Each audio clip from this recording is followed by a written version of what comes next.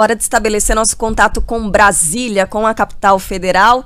E para falar claro, né, sobre aquela informação nova dos pastores acusados de pedir propina em troca de liberação de verbas do Ministério da Educação, estiveram pelo menos 35 vezes no Palácio do Planalto somente nessa gestão. O Rodrigo Orengo está de folga, né, nessa sexta-feira santa, mas o Márcio Rocha está por aqui para trazer todas as atualizações para a gente. Foi difícil, né, a gente ter acesso a esses dados, Márcio. Eu achei que só no próximo século a gente saberia dessas coisas. Bom dia para você.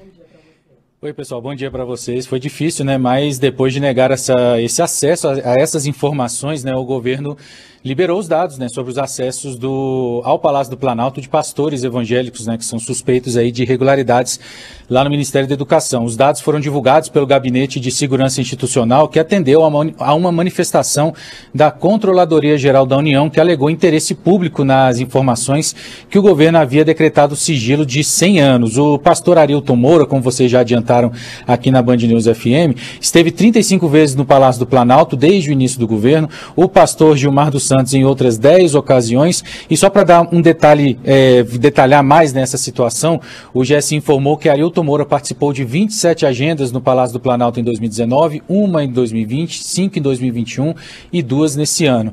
Dessas, 6 ocorreram depois que o MEC acionou a CGU exatamente para apurar essas suspeitas envolvendo os religiosos. Essas reuniões foram todas na Casa Civil, que é comandada pelo ministro Ciro Nogueira. Os locais mais visitados, a Casa Civil e a Secretaria de Governo, sendo que essa última visita dos dois pastores ocorreu no dia 16 de fevereiro, segundo os dados informados pelo Gabinete de Segurança Institucional. Os pastores são suspeitos de cobrar propina em dinheiro e até em ouro em troca da liberação de verbas para a construção de escolas. O caso levou, inclusive, à demissão do então ministro Milton Ribeiro. O governo ainda, no entanto, a gente tem que lembrar disso, né, ainda resiste em divulgar as informações sobre o acesso dos filhos do presidente Jair Bolsonaro ao Planalto, inclusive o filho número 04, né, Jair Renan, que é investigado pela Polícia Federal por suspeita de tráfico de influência e lavagem de dinheiro. O GSI alega também que o sigilo seria por razões de segurança.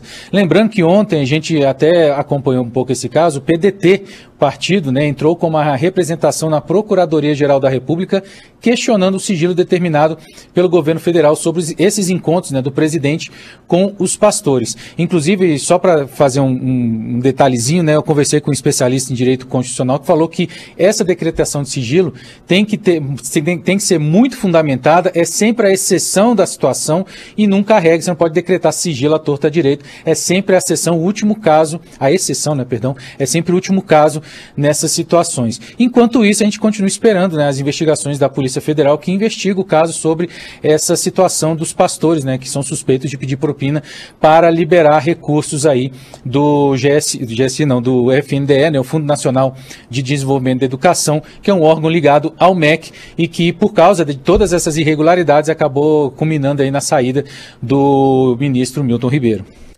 Pois é, e aí, no fim das contas, isso acaba deixando mais turva a discussão, né, Márcio? Porque, como você disse, você foi atrás de um especialista em direito constitucional para saber se pode ou não determinar, né, sigilo por tanto tempo de uma informação que deveria ser aberta. Quer dizer, a gente acaba se apegando à discussão de outros detalhes que não o tema principal. Infelizmente, a gente tem que fazer isso, né? E aí, essa discussão em torno desse tema lateral acaba também ganhando força, acaba sendo puxada ali para o centro, né, das discussões pelas pessoas que têm interesse justamente em dissipar o assunto, em minimizar esse escândalo, porque é um escândalo, né? A gente está falando sobre verba que deveria ser destinada para a educação e que a gente está falando de mais de 400% de sobrepreço em equipamentos de robótica, por exemplo, né, em um dos braços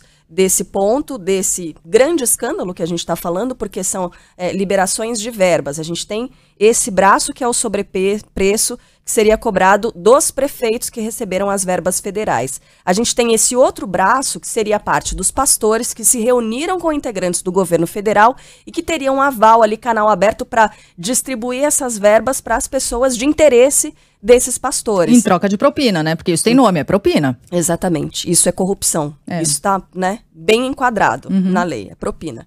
Exatamente. Então é um grande escândalo. E aí a gente tem, né, uma outra parte da discussão que seria a tal da CPI do MEC, que até se aventou a possibilidade de ela ser montada, mas aí no Senado, né, as assinaturas foram retiradas e no fim das contas não vai haver essa investigação por parte do Congresso Nacional. Mas é um tema que certamente a gente vai voltar a conversar e a gente tem que ficar de olho, né, Márcio Rocha? Sem dúvida, a gente tem que estar atento a esse tipo de negociação.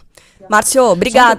Diga, claro. Só um detalhezinho, Carla, só para falar que o argumento usado pelo PDT é exatamente esse, que a agenda do presidente da República é pública, né? Então não faz sentido você colocar sigilo numa coisa que é pública, que todos os brasileiros, inclusive, devem saber, né? Devem ficar acompanhando o que o presidente faz e o que ele também, quem ele recebe, principalmente no Palácio do Planalto. Se fosse até uma reunião íntima, né? Talvez pudesse até ser discutido, mas foi no lugar de trabalho. Então, o argumento também usado é exatamente esse, que a agenda do presidente é pública, já que ele é uma autoridade aqui do Brasil.